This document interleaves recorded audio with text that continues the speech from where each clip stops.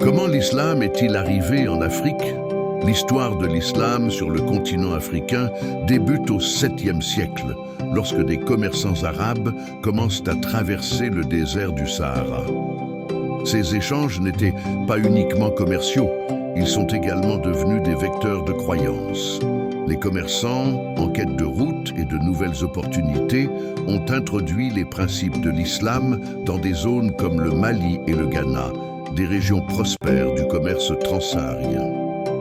Au fil du temps, les missionnaires musulmans, les ulémas, se sont déplacés vers l'Afrique de l'Ouest. Ils ont appris aux peuples locaux les enseignements de la foi, tout en respectant certaines de leurs traditions. La conversion des rois et des élites a entraîné une adoption plus large de l'islam dans les sociétés africaines. Cela s'est souvent produit sans guerre, mais plutôt à travers des pratiques pacifiques, comme le dialogue interreligieux et le commerce. À partir du XIe siècle, l'islam s'est installé de manière plus profonde dans des empires comme l'Empire du Mali.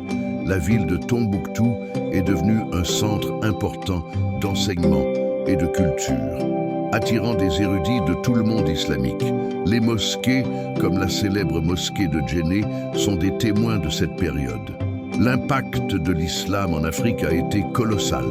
Il a façonné des aspects de la culture, de la langue et des systèmes de gouvernance. Les traditions africaines ont souvent fusionné avec les pratiques islamiques, donnant naissance à une riche diversité culturelle. Ce phénomène démontre la capacité de l'islam à s'adapter et à se fondre dans les réalités locales tout en conservant son essence. L'islam reste aujourd'hui une des principales religions du continent, profondément enracinée dans l'identité de millions d'Africains.